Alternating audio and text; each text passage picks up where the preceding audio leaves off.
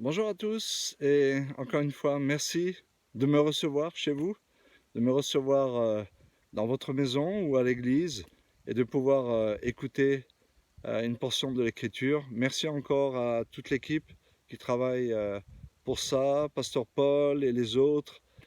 Merci vraiment, vraiment, vraiment. Les techniciens, ceux qui s'occupent d'Internet, de Facebook, de WhatsApp, d'Instagram, de Schluckublouk et de je ne sais pas quoi encore. Tout ce qui peut servir pour que la parole de Dieu soit proclamée, YouTube et compagnie. Voilà, merci et je suis très content, même si je suis à quelques 6000 km de vous, eh bien de me retrouver quelque part au milieu de vous et avec vous pour cette nouvelle aventure de cette conférence. Voilà, nous allons prier comme on aime le faire, comme on aime remettre à Dieu les choses. Je suis dans le jardin de mon papa, derrière la haie qui est derrière la clôture, là, le grillage, c'est le champ du voisin, enfin un cultivateur. Je vous montrerai peut-être une autre fois ce qui est devant. Je suis devant un grand figuier ici, à ma gauche, un grand figuier que mon père a planté il y a des années en arrière.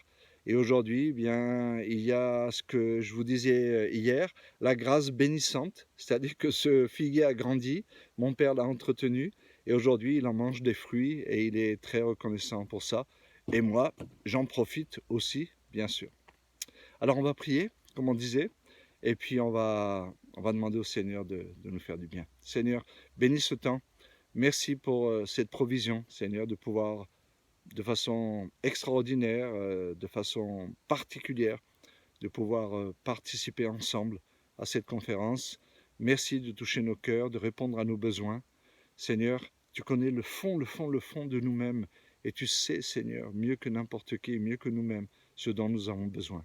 Alors nous croyons dans ta provision, nous croyons dans ton intelligence, nous croyons dans ta sagesse, nous croyons dans ta puissance, infinie sagesse, infinie puissance, pour travailler dans le cœur de chacun de façon particulière. Et je te remercie pour cela au nom de Jésus. Amen. Alors je vais commencer par une histoire. Un adolescent de 14 ans à la visite de son oncle qu'il n'a pas vu depuis longtemps. Et son oncle lui offre une boîte extraordinaire.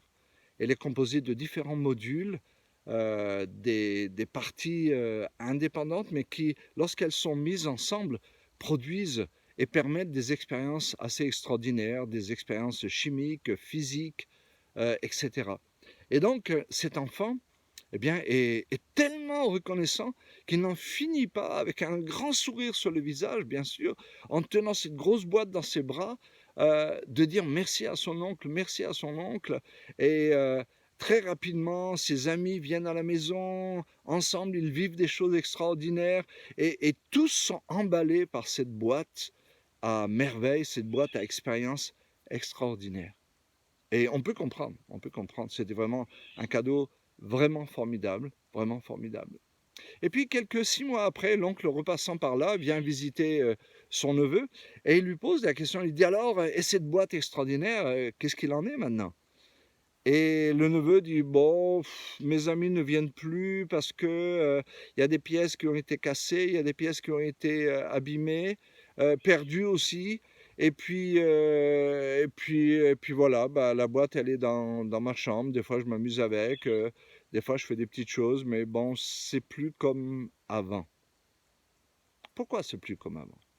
Où est le problème? Où est le problème? Eh bien, la leçon, c'est simple. L'ado n'avait pas usé de grâce vis-à-vis envers son cadeau. Il n'avait pas usé de grâce envers son cadeau.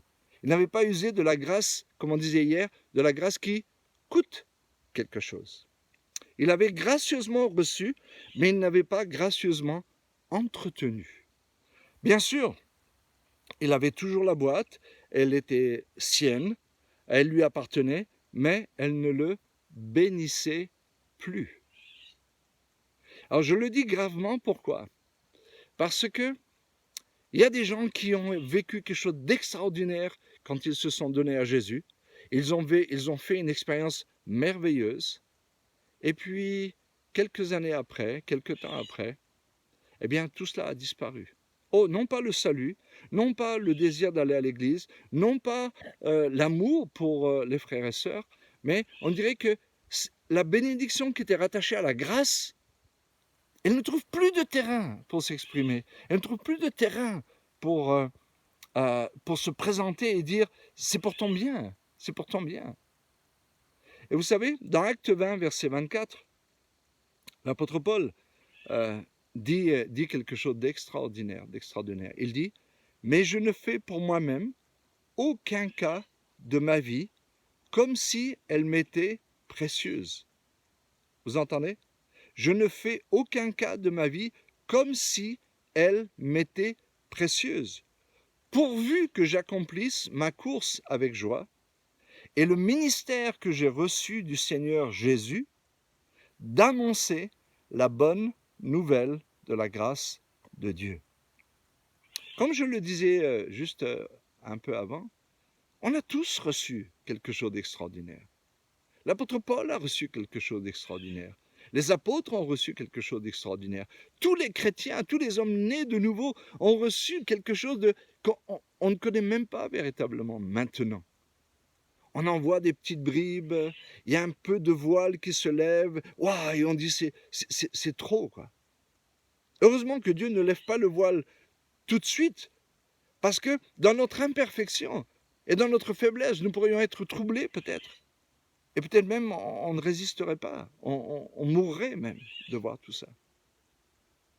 Donc, le peu que nous connaissons, le peu que nous avons expérimenté, ça a produit quelque chose d'extraordinaire en nous.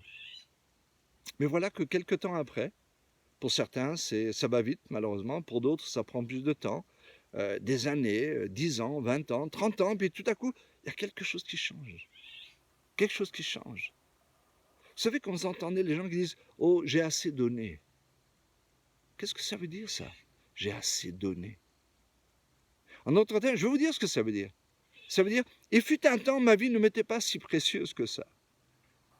Mais maintenant, ma vie m'est devenue précieuse. Et parce qu'elle m'est devenue précieuse, alors maintenant je fais cas de ma vie. Tout à coup, c'est moi que je regarde dans le miroir. C'est plus une fenêtre transparente derrière laquelle je vois les autres, mes voisins, mes amis. Non, c'est moi et moi et moi et moi que je vois. Tout à coup, je suis fatigué. Peut-être je pense à ma vieillesse. Peut-être je pense à mes enfants. Ils m'ont coûté beaucoup. Ils m'ont demandé beaucoup, comme on disait hier. Maintenant, il faut que je pense à moi un peu. Il faut que je sécurise ma vie un peu. Oh, vraiment? L'apôtre Paul dit, je ne fais pour moi-même aucun cas de ma vie. Et pour ceux qui connaissent l'apôtre Paul, vous savez d'où il vient, vous savez quelle vie il a eue avant. Et il avait une réputation extraordinaire. Il avait une connaissance extraordinaire, une position extraordinaire. Il aurait pu devenir vraiment, vraiment, vraiment quelqu'un d'extraordinaire, quelqu'un de immensément reconnu et glorifié dans son pays, certainement.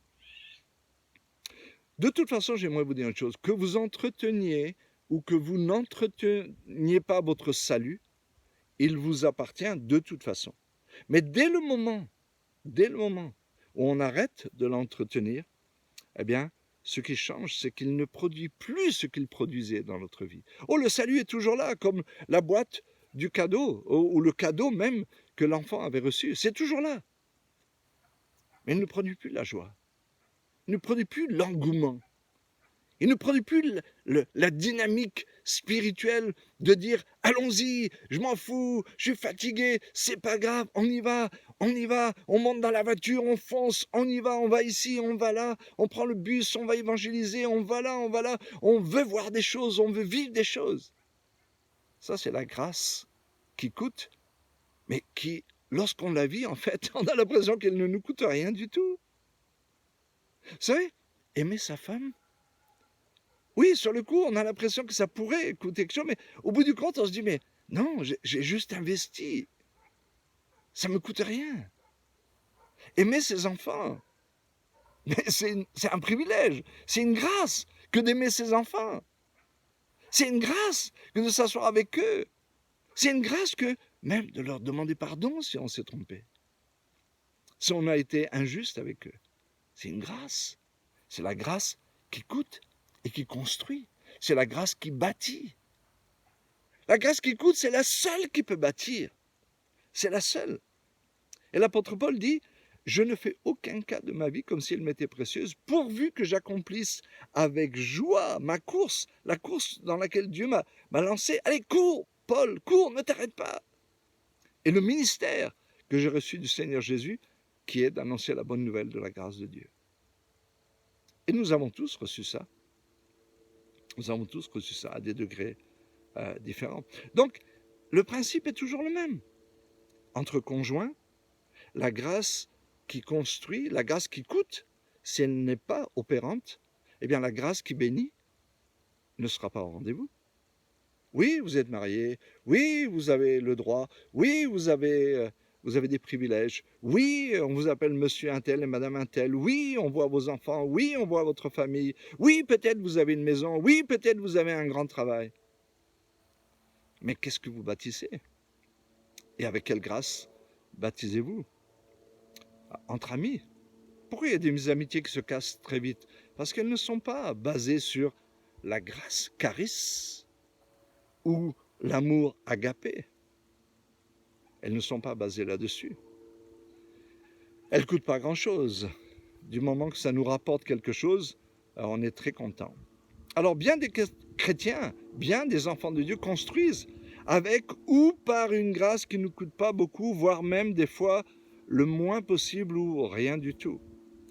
Alors il semble que dans ce que je vous dis maintenant là, je peux peut-être imaginer qu'il y a des gens qui disent mais c'est contradictoire. On nous a enseigné depuis des années, depuis longtemps, même le pasteur Luigi nous a enseigné que la grâce est un don gratuit qu'on donne à celui qui ne mérite pas et qui n'est pas basé sur le caractère de celui qui reçoit, mais sur le caractère de celui qui donne uniquement. Donc, en d'autres termes, ça veut dire, ma compréhension de la grâce, c'est je reçois et ça s'arrête là. Ok? Il n'y a pas de problème. Il n'y a pas de problème. Mais c'est pas ce que la Bible dit. Je vous assure, c'est pas ce que la Bible dit. Hier, on a parlé du nouveau commandement que Jésus a donné à ses disciples. Il a dit, aimez-vous les uns les autres comme je vous ai aimé. Ça veut dire, vous avez reçu la grâce de l'amour de Dieu gratuitement. Je vous ai aimé. L'amour, la grâce marchent ensemble. Je vous ai aimé. Je vous ai fait grâce. Vous m'avez parfois chagriné, mais je vous ai fait grâce. Vous m'avez trahi, mais je vous ai fait grâce. Vous m'avez abandonné, mais je vous ai fait grâce. Je vous ai demandé de prier avec moi, vous n'avez pas prié, mais je vous ai fait grâce, et etc. Je vous ai fait grâce. Excusez-moi une seconde. Mais, maintenant, j'aimerais que vous entriez dans la grâce qui coûte. Moi, elle m'a coûté, et vous avez été bénis.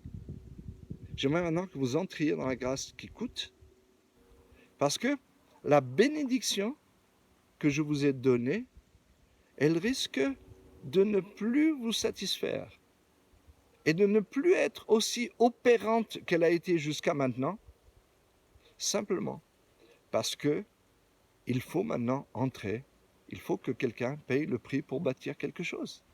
C'est tout à fait normal. Dans Philippiens 2,12, il est dit, ainsi, mes bien-aimés, comme vous avez toujours obéi, travaillez à votre salut avec crainte et tremblement. Qu'est-ce que ça veut dire?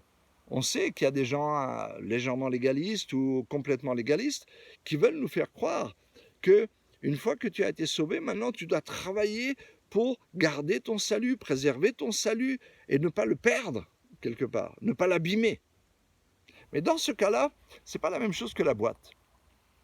La boîte à cadeaux, c'est une chose matérielle et on peut la gâter comme ça. Le salut ne se gâte pas. Le salut ne se perd pas. Le salut ne s'achète pas avant, ni avant, ni pendant, ni après. Il ne s'achète pas. Par contre, le salut se fait fructifier. Le salut travaille. On fait travailler notre salut afin que d'autres gens puissent être bénis. Vous avez travaillé à votre salut avec crainte et tremblement. Ça veut dire quoi? Vous avez reçu la grâce d'être sauvé. Maintenant, rajoutez-y la grâce qui coûte afin d'utiliser ce salut, cette expérience, ce cadeau extraordinaire que Dieu vous a fait pour que d'autres maintenant puissent bénéficier de ça aussi. Et si vous faites ça, eh bien, vous serez comme l'apôtre Paul qui dira à Timothée à la fin de sa vie, j'ai achevé ma course, j'ai gardé la foi, j'ai combattu le bon combat, j'ai achevé la course, j'ai gardé la foi, et maintenant, la couronne de justice m'est réservée. La bénédiction. La bénédiction.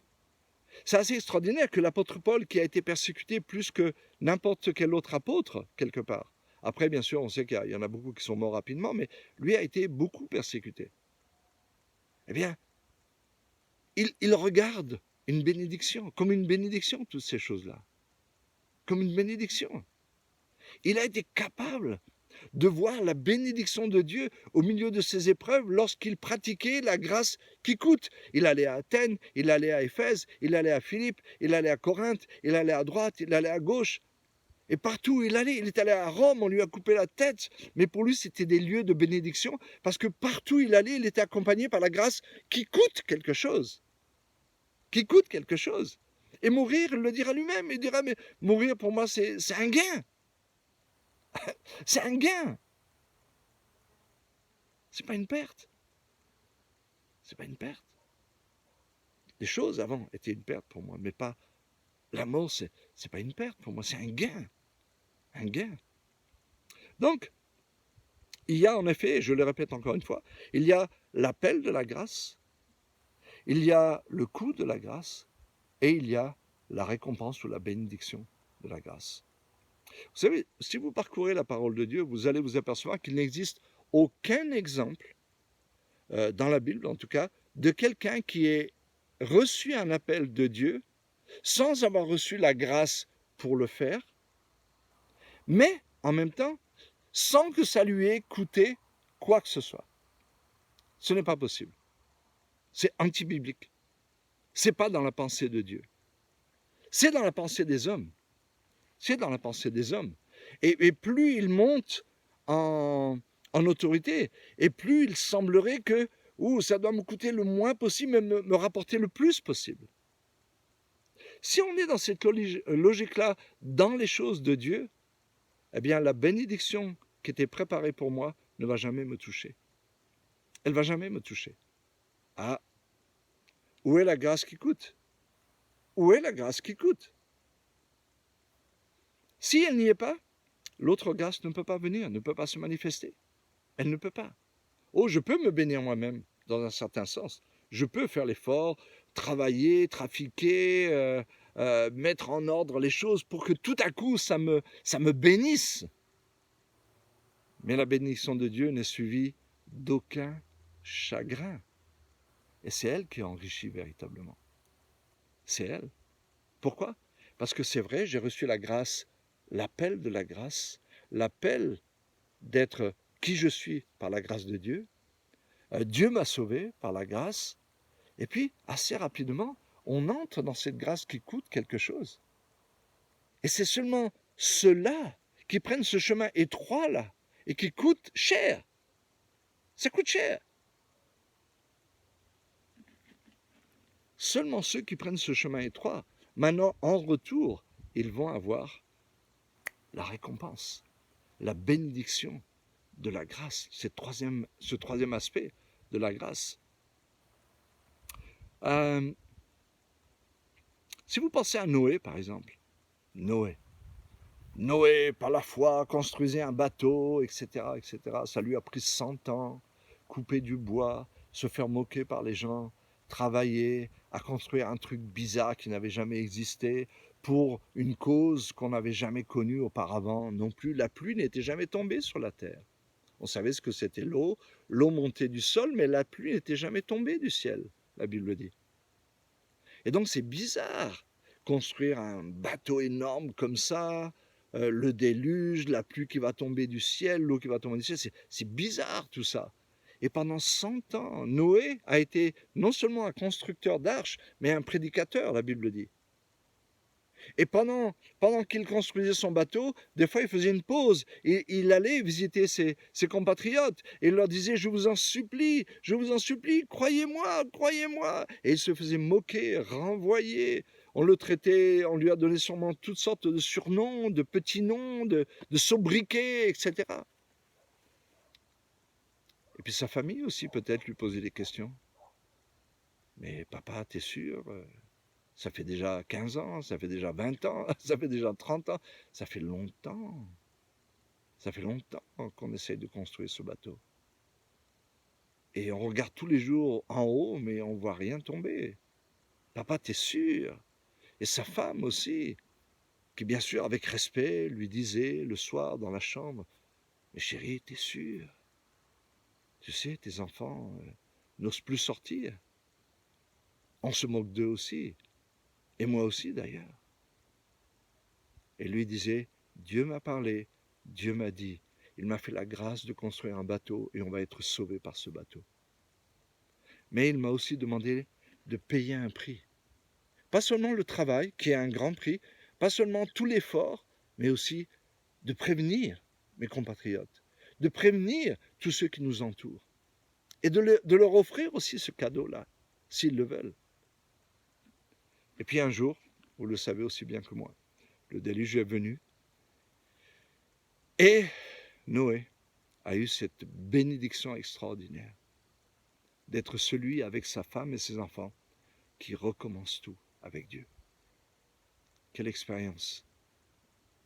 Tout seul au monde, avec ta femme et tes fils et tes belles-filles. Extraordinaire. Waouh! Tout le monde a disparu, mais je suis là. Puis Dieu me fait une alliance avec moi. Et Dieu m'introduit dans une dispensation. Il dit que je serai le premier gouverneur du nouveau monde. C'est quelque chose. Mais ça a coûté quelque chose. Ça a coûté quelque chose. Élisée, Jérémie, le pauvre Jérémie, non, pardon, pas le pauvre Jérémie. Il a beaucoup souffert. La grâce qui coûte. J'aime mon peuple, j'aime Dieu, j'aime la parole de Dieu, j'aime la vérité. Et pour ça, je vais payer un prix. Mais c'est une grâce que Dieu me fait. J'aurais pu être dans ma ferme, j'aurais pu être dans ma maison, j'aurais pu être dans mon château, j'aurais pu être dans mon village reculé là-bas. Et je suis à Jérusalem. Et je vais devant le roi, et je vais devant le peuple, les sacrificateurs, les prêtres, les lévites, et je parle, et on me frappe, et on me met en prison. Mais je continue. Et quand je dis, c'est fini, je ne veux plus parler, et Dieu me convainc, je me dis, mais qu'est-ce que tu veux que je fasse? Qu'est-ce que tu veux que je fasse? Et on continue. On paye le prix. On paye le prix. Et Dieu tout à coup bénit. Et Dieu nous visite. Et tout à coup, la pièce sombre est illuminée. Notre vie est illuminée. Et tout à coup, l'horizon se dégage. Les nuages s'en vont, le soleil apparaît. Comme maintenant, pendant que je vous parle. C'est extraordinaire. Et ça, c'est Dieu. Vous savez, il y a la chose et la démonstration de la chose. Je sais que certains essayent de vivre leur vie chrétienne sans cette grâce qui coûte, mais j'aimerais vous dire quelque chose. Cela va leur coûter encore plus cher. Non pas que j'espère que des mauvaises choses arrivent à ces frères, mais je le sais par expérience. Je le sais parce que la Bible est pleine d'exemples comme ça. Des gens qui ont dit, je ne veux plus payer le prix. Pas de problème, tu ne veux pas payer le prix, pas de problème. Mais la bénédiction qui est là, celle qui suit la grâce qui coûte, et pas seulement une fois à la fin de ta vie, non, tout le temps, quand tu es dans cette dynamique de la grâce qui coûte, il y a une bénédiction qui est rattachée à ça, absolument. Quand un leader regarde l'Église comme un moyen de sécuriser sa vie, et j'en connais un, pas au Togo, mais j'en connais un, malheureusement. Il regarde l'Église comme un moyen de sécuriser sa vie. Il pense à sa retraite, il pense à son habitation, il pense à ceci et cela. Eh bien, il est en grand danger. Peu importe l'appel qu'il a sur sa vie, il est en grand danger. Parce que c'est Dieu qui sécurise notre vie. Et c'est lui seul. C'est lui seul. La grâce qui coûte. La grâce qui coûte. comment on en a déjà parlé, mais cet exemple assez typique, assez explicite, qui parle beaucoup. Un jeune frère, une jeune sœur se retrouvent et voilà, ils éprouvent des sentiments, ils s'aiment beaucoup, ils ont étudié la vie de l'un de l'autre, et ils trouvent que vraiment ce frère, il aime comme cette sœur elle est, et cette sœur, elle aime comment ce frère aime le Seigneur, aime la parole de Dieu, aime l'Église, etc. Et tous les deux, ils veulent construire quelque chose. C'est une grâce. C'est une grâce de pouvoir se mettre ensemble. C'est une grâce que de se marier. C'est une grâce que de fonder une famille. Puis après, ils s'aperçoivent que le mariage coûte beaucoup. Mais c'est encore une grâce que d'investir dans la vie de celle que tu aimes. Et c'est une grâce que d'investir dans la vie de celui que tu aimes. Et c'est une grâce que d'investir dans ceux qui sortent de nous. C'est une grâce. C'est extraordinaire. Mais elle coûte, celle-là. Elle coûte. Dès que tu as dit oui, de toute façon, ça va te coûter quelque chose. Ça va te coûter quelque chose. Parce que ça n'existe pas autrement. Ça n'existe pas. Ça n'existe pas. Alors, être heureux avec son conjoint, c'est, bien sûr, une grâce qui coûte également. Et refuser le coût de la grâce, écoutez bien, vous savez que j'aime bien faire des jeux de mots. Refuser le coût de la grâce, c'est le coût de grâce pour son mariage. Tu veux tuer ton mariage? Alors refuse de payer le prix. Refuse de fonctionner par la grâce qui coûte quelque chose. Bien sûr, pardonner son conjoint, ça coûte quelque chose. Lui faire grâce dans ces moments-là, bien sûr que ça coûte quelque chose. Autant lorsque Dieu nous fait grâce. On croit quoi que Dieu nous fait grâce comme ça, comme je sais pas, on mange un colicot? Absolument pas. Ça coûte quelque chose. Ça a coûté, c'est vrai, Jésus. Une fois. Une fois. Mais c'est assez étrange. Puisque Dieu est dans l'éternité, Jésus est immolé, et peut-être encore, dans la pensée de Dieu, eh bien, Jésus est immolé, et en même temps, il est assis sur le trône de gloire. C'est pour ça que Jean a vu un agneau fraîchement immolé sur le trône. Ça coûte quelque chose. Lorsque je vais demander pardon à Dieu, ça coûte quelque chose. Ça lui coûte quelque chose. C'est la grâce qui coûte. Encore et encore. Et je veux bénir Dieu en retour. Non pas que je sois obligé, mais je veux bénir Dieu. Je veux. Dans 1 Corinthiens 15, verset 10, il est dit « Par la grâce de Dieu, je suis ce que je suis, et sa grâce envers moi n'a pas été vaine. Loin de là, j'ai travaillé plus que tous, non pas moi toutefois, mais la grâce de Dieu qui est avec moi. » Il a bâti, il a beaucoup construit par la grâce. Non pas moi, mais la grâce de Dieu en moi. Là maintenant, on a un aspect un peu différent. On parle d'être animé de l'amour, c'est super, c'est formidable. C'est l'amour, c'est le fondement même de tout. L'amour, c'est le fruit de l'esprit. Le fruit de l'esprit. La grâce, c'est quelque chose qui accompagne l'amour, parce que l'amour sans sacrifice, ça n'existe pas. Et la grâce, c'est justement le fruit du sacrifice, quelque part. Et donc l'apôtre Paul dit, par la grâce de Dieu, je suis ce que je suis. Là, il parle de la grâce qui sauve, de l'appel de Dieu pour le salut. Nouvelle identité, nouvelle position, une nouvelle espérance, le pardon de mes péchés, la purification de mes péchés, tout ça. Voilà, c'est la grâce qui sauve. Et puis ensuite, il dit, j'ai travaillé plus que tous, mais non pas moi toutefois, mais la grâce de Dieu qui est en moi et qui est avec moi. Maintenant, c'est la grâce qui coûte. Il en est de même pour un homme qui devient pasteur. Comme je suis devenu pasteur, eh bien, lorsque je suis venu en Afrique, j'ai mesuré toute l'étendue de la grâce qui coûte. Peut-être que je n'ai pas réfléchi dans ce sens-là, parce qu'on est dedans, mais je peux vous dire, j'ai vraiment vu la grâce qui coûte. Et vous savez quoi? Je ne vous vois pas aujourd'hui, mais je pense à vous tous. Je pense à Pasteur Paul, je pense à Pasteur Augustin, Pasteur Kofi, je pense à Pasteur Didier, je pense à chacun, tous les pasteurs de qui j'ai eu le privilège de pouvoir les enseigner, de travailler avec eux, de voyager avec eux, d'aller à droite, de rire, de manger ensemble, de dormir ensemble, de bouger dans tous les sens. Oui, vous savez quoi? Aujourd'hui, je peux le définir, oui, c'est une grâce qui coûte, mais c'est pas que moi, c'est tout le monde. Mais je peux dire aujourd'hui que je suis un homme béni. Je suis un homme béni.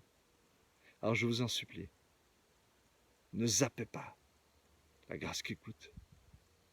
Ne vous arrêtez, ne faites jamais pause, ne faites jamais pause, jamais. N'essayez pas de vivre une vie de grâce bon marché. Acceptez qu'elle vous coûte quelque chose, que d'aller vers les perdus vous coûte quelque chose, que d'aimer votre femme vous coûte quelque chose. Et là, vous allez bâtir quelque chose de solide, quelque chose qui va vous bénir, parce que c'est la finalité, c'est ça. C'est la grâce qui nous bénit. Que Dieu vous bénisse et merci beaucoup. Amen. Et bonne journée.